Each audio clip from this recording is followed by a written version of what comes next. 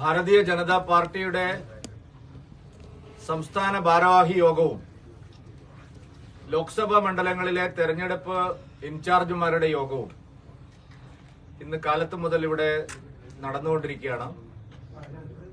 യോഗം ആദരണീയനായിട്ടുള്ള പ്രഭാരി ശ്രീ പ്രകാശ് ജാവ്ദേക്കർജിയാണ് ഉദ്ഘാടനം ചെയ്തത്.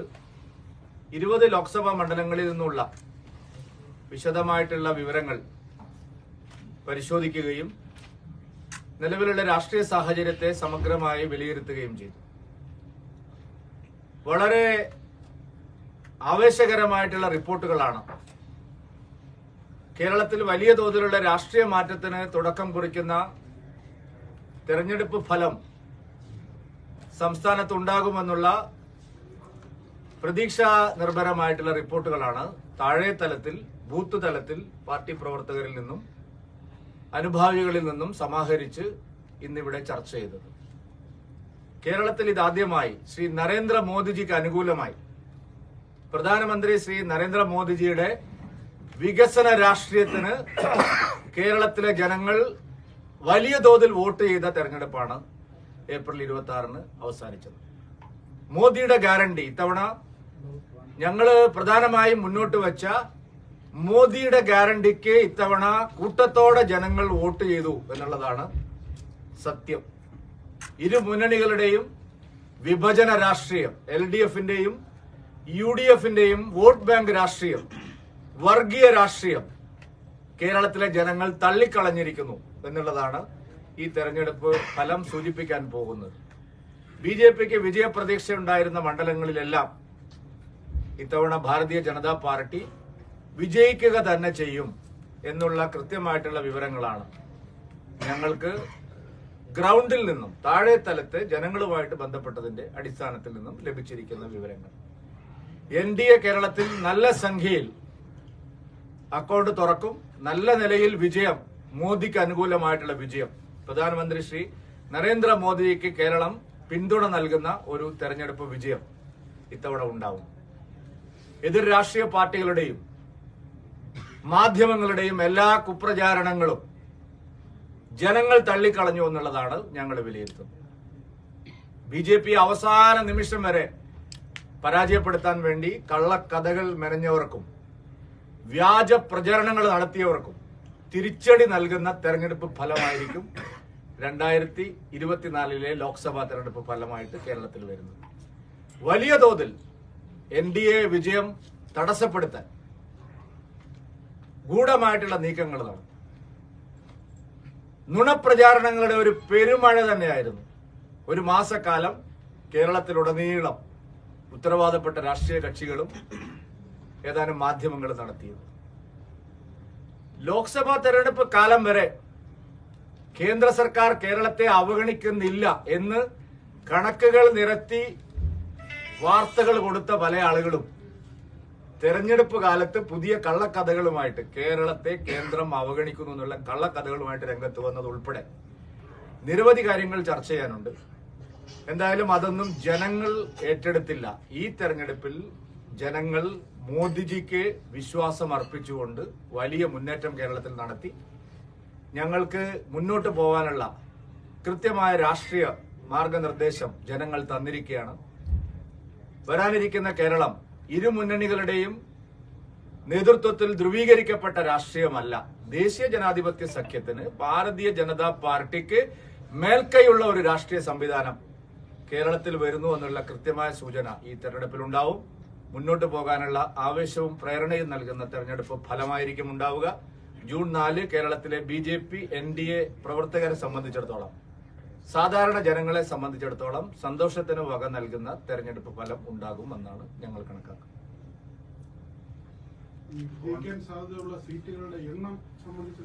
അല്ല, ഞങ്ങള് നല്ല സംഖ്യയിൽ ഇത്തവണ ജയിക്കും. ഞങ്ങൾ നേരത്തെ പ്രതീക്ഷിച്ചിരുന്ന എല്ലാ സീറ്റുകളിലും വിജയപ്രതീക്ഷയുണ്ട്. നല്ല മുന്നേറ്റം നടത്താൻ സാധിക്കും. ഉറച്ച മണ്ഡലങ്ങളായിട്ട് ഏതാനും മണ്ഡലങ്ങളിൽ ഞങ്ങൾ ജയിക്കും. ശക്തമായ അടിയൊഴുക്കുകൾ നടന്ന നിരവധി മണ്ഡലങ്ങളുണ്ട്. അതുകൊണ്ട് കോൺഗ്രസ് 20 സീറ്റിലും ജയിക്കുന്നതാണ് അവരുടെ അവലോകനം. 12 സീറ്റ് CPM. അപ്പൊ നമുക്ക് എണ്ണമൊന്നുമില്ല, നമ്മുടെ കണക്കില്ലേ. കോൺഗ്രസ് രാഹുൽ ഗാന്ധി പ്രധാനമന്ത്രിയാവുന്നായിരുന്നു കഴിഞ്ഞ തെരഞ്ഞെടുപ്പിൽ പറഞ്ഞത്. അതിപ്പോ ശരിയായോ? 2019 രാഹുൽ ഗാന്ധി പ്രധാനമന്ത്രിയാവും എന്ന് പറഞ്ഞ് നിരത്തിയ ആളുകൾ ഇവിടെ ഉണ്ട്. പ്രധാനമന്ത്രിയായോ? അതുകൊണ്ട് കോൺഗ്രസിന്റെ അവകാശവാദം ഒരിക്കൽ ചക്ക വീണ് മുയൽ ചത്തതുകൊണ്ട് എല്ലാ തവണയും ചക്ക വീണാൽ മുയൽ ചാവുമെന്ന് കോൺഗ്രസ് വിചാരിക്കേണ്ട. കോൺഗ്രസിന് വലിയ തിരിച്ചടി ഈ തെരഞ്ഞെടുപ്പിൽ ഉണ്ടാവും. കോൺഗ്രസിന്റെ പ്രസ്റ്റീജിയസ് ആയിട്ടുള്ള പല മണ്ഡലങ്ങളിലും ദേശീയ ജനാധിപത്യ സഖ്യം വിജയിക്കും, ഒരു സംശയമില്ല.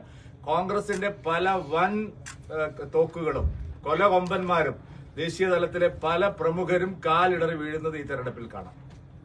തിരുവനന്തപുരത്ത് തരൂരിന്റെ തിരുവനന്തപുരത്ത് രാജീവ് ചന്ദ്രശേഖർ 100% വിജയിക്കും. പിന്നെന്താണ് തരൂർ തോറ്റ് തുന്നമ്പാടും ഈ തെരഞ്ഞെടുപ്പ്. അല്ല, ഞാൻ പറഞ്ഞല്ലോ, നിങ്ങൾ ഓരോ മണ്ഡലം ചോദിച്ചോളൂ. ഞാനേ ഒരു മണ്ഡലം പറഞ്ഞില്ല. 20 മണ്ഡലങ്ങളിലും വിജയിക്കാൻ വേണ്ടിയിട്ടാണ് ഞങ്ങൾ മത്സരിച്ചത്. എല്ലാ മണ്ഡലങ്ങളിലും ശക്തമായിട്ട് മുന്നേറ്റം ഉണ്ടാക്കുന്ന തെരഞ്ഞെടുപ്പായിരിക്കും. അതുകൊണ്ട് ഓരോ മണ്ഡലം ചോദിച്ചാൽ എല്ലാ മണ്ഡലങ്ങളും പിന്നെ വോട്ടെണ്ണേണ്ട ആവശ്യമില്ലല്ലോ. കോൺഗ്രസ് 20 സീറ്റും ജയിക്കുന്നത് അതിശയോക്തിപരമാണ്. അവര് രാഹുൽ ഗാന്ധി പണ്ട് പ്രധാനമന്ത്രിയാവും എന്ന് പറഞ്ഞതുപോലുള്ള വഞ്ചനയാണ്. ഇനി തോറ്റിട്ടും എന്തിനാണ് ജനങ്ങളെ വഞ്ചിക്കുന്നത്? ഇങ്ങനെ വിജയിക്കുന്ന ശ്രീ കെ സുരേന്ദ്രനും കഴിഞ്ഞ തെരഞ്ഞെടുപ്പിലൊക്കെ അത് പറഞ്ഞിട്ടുണ്ടല്ലോ. 2 സീറ്റേ ഉണ്ടായിരുന്നുള്ളൂ ഞങ്ങൾക്ക് 2 സീറ്റേ ഉണ്ടായിരുന്നു. അന്ന് നിങ്ങൾ പറഞ്ഞു ഹം ദോ ഹമാരേ ദോ. ഞങ്ങൾക്ക് 300 എത്ര സീറ്റാ? BJPക്ക് മാത്രം 303 സീറ്റുണ്ട്. ഈ പ്രാവശ്യം 400 സീറ്റ് മോദി പറഞ്ഞിരിക്കുന്നു. കേരളത്തിലല്ല, എല്ലായിടത്തും അങ്ങനെ തന്നെയാണ്. ഞങ്ങൾ എല്ലാ സ്ഥലത്തും അങ്ങനെ തന്നെയാണ് വന്നത്. പല മണ്ഡലങ്ങളിലും കഴിഞ്ഞ തവണ തന്നെ നടത്തിയിട്ടുണ്ട്. കഴിഞ്ഞ തവണ തിരുവനന്തപുരം, ആറ്റിങ്ങൽ, പത്തനംതിട്ട, തൃശൂർ, പാലക്കാട് ഈ മണ്ഡലങ്ങളിലെല്ലാം ശക്തമായ മത്സരം നടന്നിട്ടുണ്ട് കഴിഞ്ഞ ഇലക്ഷനിൽ. ഈ പ്രാവശ്യം അതിനേക്കാളൊക്കെ എത്ര അപ്പുറത്തേക്ക് പോയിരിക്കും. 2 സീറ്റിലൊന്നും പരിമിതപ്പെടുത്താൻ നിങ്ങൾ ശ്രമിക്കണ്ട. ഞങ്ങള് അതിൽ കൂടുതൽ സീറ്റുകളിൽ ജയിക്കും. അല്ല, അങ്ങനെ നിങ്ങൾ എന്തെല്ലാം പറഞ്ഞു. നിങ്ങൾ രാഹുൽ ഗാന്ധി പ്രധാനമന്ത്രിയാവുമെന്ന് പറഞ്ഞ് എന്തെല്ലാം അച്ചു നിരത്തി. നിങ്ങൾ നിരത്തിയ അച്ഛനോളം ആ അച്ചക്കൊന്ന് കഴുകി വൃത്തിയാക്കിയിട്ട് നിങ്ങൾ കൊണ്ടുവരണം. നിങ്ങളൊക്കെ അച്ചു നിരത്തിയത് മുഴുവൻ സത്യമായിരുന്നെങ്കിൽ കേരളം ഇവിടെ ഉണ്ടാവുമായിരുന്നു BJP. അതുകൊണ്ട് ആ കണക്കിനെ പറ്റി ഇങ്ങോട്ട് ചോദിക്കണ്ട. നിങ്ങൾ പറഞ്ഞ പിന്നെ വാദമുഖങ്ങൾ, ഉത്തർപ്രദേശിൽ മോദി വിറയ്ക്കുന്നു, ഗുജറാത്തിൽ അമിത്ഷായുടെ കാലിടറുന്നു, എന്തെല്ലാം നുണപ്രചരണം നിങ്ങൾ നടത്തി. തെരഞ്ഞെടുപ്പ് കാലത്ത് നിങ്ങൾ നടത്തിയില്ലേ? അതിനൊന്നും മറുപടി നിങ്ങൾ പറയേണ്ടി വരും. ഈ BJPയുടെ വോട്ട് ഷെയറിന്റെ വോട്ട് ഷെയർ നല്ല നിലയിൽ വർദ്ധിക്കും. 20% അതിന് മുകളിൽ പോകും. 4 ജൂൺ 4 ജൂൺ വയനാട്ടില് 4 ജൂൺ വയനാട്ടിലും നല്ല മുന്നേറ്റം ഉണ്ടാവും. ജയിക്കില്ല. അല്ല, നിങ്ങൾ 4-ാം തീയതി വോട്ട് പൊട്ടിക്കുമ്പോ അറിയുന്നു. അദ്ദേഹം പറഞ്ഞല്ലോ, 4-ാം തീയതി പൊട്ടിക്കുമ്പോ അറിയാം NDAക്ക് വളരെ ശക്തമായിട്ടുള്ള മുന്നേറ്റം. I'll ask you one minute. Can I ask you one question? Can I ask you one question? Now the elections are over. Whatever we speak or whatever you write will not impact Kerala voters, correct? Now it is over. So let us have plain truth. Fact remains that you must have also felt growing influence of BJP, new support for BJP. Many CPM voters and many Congress voters have voted first time for BJP. I hope that you have seen the sun rising is not DMK, it is BJP rising. That you have seen. And I will tell you only one sentence which may interest you. In South India, BJP will have the largest number of MPs in South India. Again, I will repeat. BJP will have largest number of MPs in South India, including Karnataka, Andhra, Telangana, Kerala, Tamil Nadu, Andaman, Puducherry and Lakshadweep. All put together, we will be the party with largest number of MPs. That is what is going to happen. And all India also, we will achieve our 400 target, 370 for BJP and 400 for NDA. That also we are getting. And now, in Kerala at least, I hope that media also will realize that finally on 4th June, when Modi becomes third time PM, that you will have to write. Everybody will have to write. And therefore, I think let us be practical. I am very sure with this meeting I can say that what I was saying and what Surendran also told,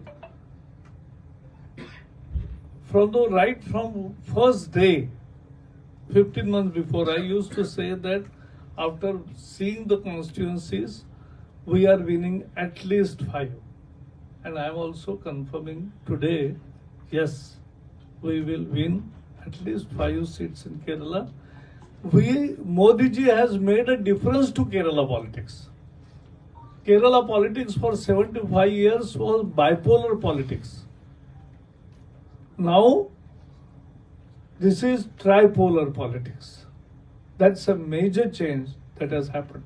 Thank you for bearing with me. Oh, 5 seats in Kerala. Huh? 5 seats in Kerala. That I have already said 15 months.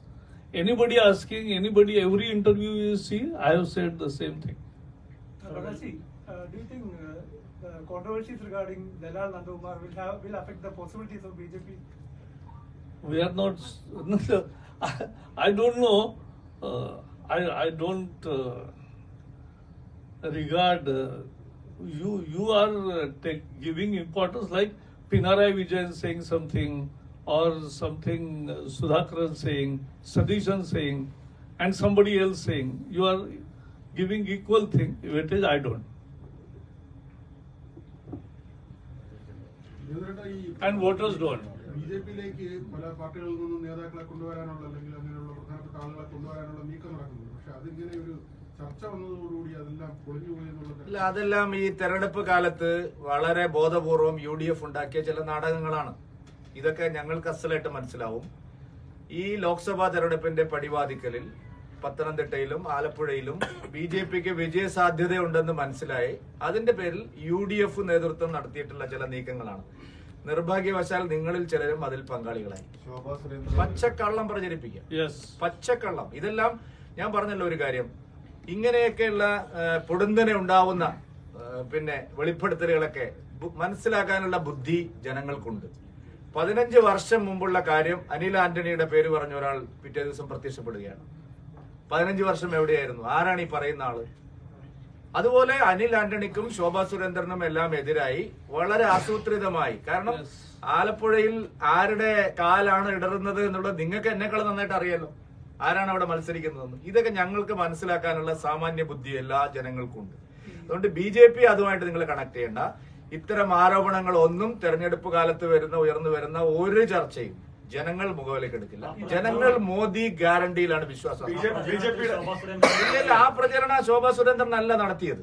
ആ പ്രചരണം അനാവശ്യമായ വാദങ്ങൾ ഉയർത്തിക്കൊണ്ടുവന്ന് ഒരു പുകമറ സൃഷ്ടിക്കാനാണ് ശ്രമിച്ചത്. അതൊന്നും ഇവിടെ ആരും അംഗീകരിക്കില്ല. BJP അതിനെ ഗൗരവമായിട്ട് കാണുന്നേയില്ല. കേരളത്തിലെ BJP മറ്റ് പ്രതിപക്ഷ പാർട്ടികളുടെ നേതാക്കളെയൊക്കെ ഇങ്ങനെ ചാക്കിട്ട് പിടിക്കാൻ പൈസ കൊടുക്കുക, അങ്ങനെ ഒരു പ്രതീതി ഈ ഒരു ആരോപണത്തോടു കൂടി എവിടെയാണെന്ന് ഞാൻ ചോദിക്കട്ടെ? ആയിരക്കണക്കിന് ആളുകൾ BJPയിൽ ചേരുന്നുണ്ട് ഈ രാജ്യം മുഴുവൻ. കേരളത്തിൽ എത്രയോ പേര് ചേർന്നു? ഒരു ചാക്കിട്ട് കൊടുത്തുമില്ല. പക്ഷെ അങ്ങനെ ഒരു ഇടപാട് ദലാലിനെ പോലെ ആളെ വെച്ച് പാർട്ടിയിലേക്ക് ആളെ എടുക്കുന്നത് തെറ്റാണെന്ന് ഞാൻ പറഞ്ഞു ഓൾറെഡി ആയിട്ട്. ഇല്ല, നിങ്ങളുടെ ഉദ്ദേശം അസലായിട്ട് എനിക്കറിയാം പ്രശാന്ത്. നിങ്ങൾ ഈ പണി തുടങ്ങിയിട്ട്, നിങ്ങൾ മാധ്യമങ്ങൾ ഈ പണി തുടങ്ങിയിട്ട് എപ്പോഴെല്ലാം BJPക്ക് ഒരു എന്തായാലും തെരഞ്ഞെടുപ്പ് വിജയ സാധ്യത വരുമ്പോൾ നിങ്ങൾക്ക് സഹിക്കുന്നില്ല. നിങ്ങൾ ആരുടെ താല്പര്യമാണ് സംരക്ഷിക്കുന്നത്? ഇത് UDFന്റെ താല്പര്യമാണോ LDFന്റെ താല്പര്യമാണോ? നിങ്ങളുടെ ഉദ്ദേശം മനസ്സിലാക്കാനുള്ള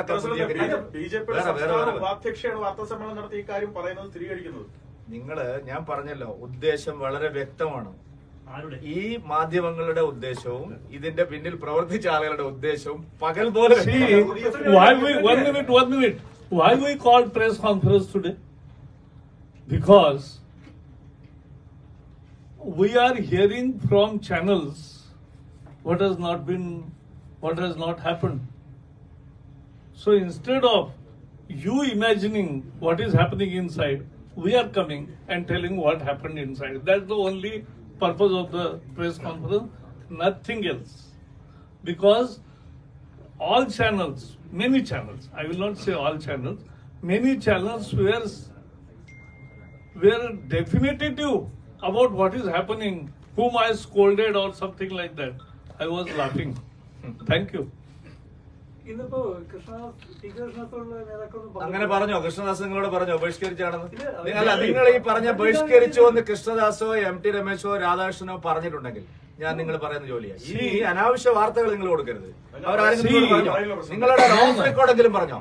എന്തിനാണ് നിങ്ങൾ ഈ പച്ചക്കള്ളം പ്രചരിപ്പിക്കുന്നത്? എന്തുകൊണ്ട് വരുന്ന എല്ലാ മീറ്റിംഗിനും ആള് വരുമോ? നിങ്ങൾ ഈ പച്ചക്കള്ളം ഉണ്ടല്ലോ മാധ്യമങ്ങളിൽ. അല്ല, In any meeting of 100, even your newspaper or channel conducts everyday meeting, 1 or 2 remain absent.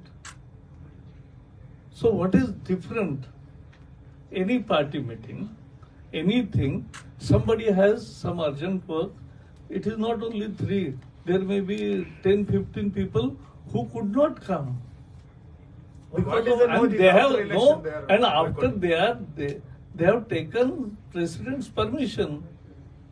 അതല്ലെന്ന് ഇലക്ഷൻ കഴിഞ്ഞിട്ട് ഒരാൾ ബോയ്ക്കോട്ട് ചെയ്ത് വാർത്ത What is കൊടുക്കാൻ this? നാണുണ്ടോ? ഞാൻ ചോദിക്കട്ടെ, എന്താണ് purpose? What is the logic? ഒരാൾ ഇലക്ഷൻ കഴിഞ്ഞതിന് ശേഷം ബോയ്ക്കോട്ട് ചെയ്യുന്നു എന്ന് പറഞ്ഞാൽ എന്ത്? ബിജെപിക്ക് എന്താണ് നിങ്ങൾ ഉദ്ദേശിച്ചത്? ബിജെപി അതുകൊണ്ട് എന്ത് തെരഞ്ഞെടുപ്പ് കഴിഞ്ഞു? All were campaigning. You have seen 24/7. All were campaigning. Now, anyhow, those who want to publish something negative about, that is the press freedom you have. But we fought for the press freedom, for the true press freedom. During emergency, we were imprisoned for 16 months because of fighting for press freedom. And that press freedom was responsible press freedom. സുരേന്ദ്രന്റെ ഈ ലോക്സഭാ തെരഞ്ഞെടുപ്പിൽ മലബാർ മേഖലയിൽ ഏറ്റവും കൂടുതൽ വർഗീയമായ ഒരു ധ്രുവീകരണം നടത്താനും പ്രസ്താവന നടത്താനുമാണ് ഈ വടകര പോലുള്ള മണ്ഡലങ്ങളിലൊക്കെ തന്നെ LDF UDF ശ്രമിച്ചത്. അതിന് ഇലക്ഷൻ കഴിഞ്ഞതിന് ശേഷവും ആ വർഗീയമായിട്ടുള്ള ഒരു നിലപാടാണ് ഈ UDF LDF സ്വീകരിച്ചത്. അത് കേരളത്തെ ഏതെങ്കിലും തരത്തിൽ കൊണ്ടെത്തിക്കാനുള്ള ഒരു ശ്രമമാണോ നടത്തുന്നത്? വളരെ അപകടകരമായ ഒരു പ്രവണതയാണ്. ഞങ്ങൾ അപ്പൊ തന്നെ പറഞ്ഞു, ഈ അവര് പറയുന്ന ഉപയോഗിക്കുന്ന വാക്കുകൾ, ദീനിന്റെ കാൻഡിഡേറ്റ് രാത്രികാലങ്ങളിൽ പ്രചരിപ്പിക്കുകയാണ്. ബോലോ തക്ബീർ ഒരു സ്ഥാനാർത്ഥിക്ക് വേണ്ടി, മറ്റേ സ്ഥാനാർത്ഥി കാഫിറാണെന്ന് ഒരു സ്ഥാനാർത്ഥി പറയുന്നു, LDF സ്ഥാനാർത്ഥി പറയുന്നു UDF സ്ഥാനാർത്ഥി കാഫിറാണ്. ബോലോ തക്ബീർ വിളിച്ചാണ് അർദ്ധരാത്രിയിൽ ആളുകൾ ഒരു സ്ഥാനാർത്ഥിയെ സ്വീകരിക്കുന്നത്. നമ്മുടെ നാട്ടിൽ ഇതുവരെ കണ്ടിട്ടില്ലാത്ത കാര്യമാണ്. പച്ചയായ വർഗീയ ധ്രുവീകരണമാണ് വടകരയിൽ നടന്നത്. വടകരയിൽ മാത്രമല്ല, പല മണ്ഡലങ്ങളിലും അവർ അത് ചെയ്തിട്ടുണ്ട്. നിങ്ങൾ അതൊന്നും കാണുന്നേയില്ല, അതൊന്നും ചർച്ചയാക്കുന്നേയില്ല. നമ്മളെ നാടിന്റെ സ്വൈര ജീവിതം തകർക്കുന്ന ശക്തികളെ രണ്ടു കൂട്ടരും കൂട്ടുപിടിച്ചു. SDPIയുമായി പരസ്യമായ സഖ്യം ഉണ്ടാക്കി. നിങ്ങളത് വലിയ വിവാദമാക്കിയതേയില്ല. ജമാഅത്തെ ഇസ്ലാമിയുടെ പാർട്ടിയായിട്ടുള്ള വെൽഫെയർ പാർട്ടി കേരളത്തിൽ ഒരു കക്ഷിയുമായിട്ട് ചേർന്നു. നിങ്ങൾക്ക് അതൊരു പ്രശ്നമേ അല്ല. നിങ്ങൾ ഇത്തരം ചെറിയ ചെറിയ ചെറിയ കാര്യങ്ങളാണ് പ്രചരിപ്പിക്കുന്നത്. നമ്മുടെ നാടിന്റെ ഭാവിയെ, സുരക്ഷിതത്തെ ബാധിക്കുന്ന പ്രശ്നങ്ങളാണ്. അത് നിങ്ങൾ ചർച്ച ചെയ്യണമെന്നാണ് ഞാൻ പറയുന്നത്. ഞങ്ങൾ ഈ കാര്യത്തിൽ ഞങ്ങളുടെ കൺസേൺ വളരെ വ്യക്തമായിട്ടും ഇവിടെ പറഞ്ഞിട്ടുണ്ട്. തെരഞ്ഞെടുപ്പിന്റെ തിരക്കൊക്കെ കഴിഞ്ഞൊന്ന് ഫ്രീ ആവാൻ വേണ്ടി മുഖ്യമന്ത്രി കുടുംബമൊക്കെ വിദേശത്തേക്ക് പോയി. അല്ലെ, ആരുടെ ചെലവിലാണ് പോയതെന്ന് അറിയണം. മുഖ്യമന്ത്രിയും കുടുംബവും ആരുടെ ചെലവിലാണ് വിദേശത്ത് പോയത്? 16 days. എന്താണ് ഉദ്ദേശം? എന്ത് കാര്യത്തിനാണ് മുഖ്യമന്ത്രി വിദേശത്ത് പോയത്? എന്താ ഉദ്ദേശം? ആരാണ് അവിടെ കൊണ്ടുപോകുന്നത്? എന്തിനാ പോകുന്നത്? പാർട്ടിക്ക് അറിയോ? ഇന്നേ വരെ നാം കേട്ടിട്ടില്ല ഒരു കമ്മ്യൂണിസ്റ്റ് പാർട്ടിയുടെ പോളിറ്റ് ബ്യൂറോ മെമ്പർ വിദേശത്തേക്ക് ഇങ്ങനെ പോകുമ്പോ എവിടെയാണ് പോകുന്നത്, ആരെയൊക്കെയാണ് കാണുന്നത്, ആരൊക്കെയാണ് അവർ കൂടെ ഉള്ളത്, എന്താണ് ഉദ്ദേശം, ഇതൊന്നും വ്യക്തമായ സീതാറാം യെച്ചൂരിക്ക് അറിയോ?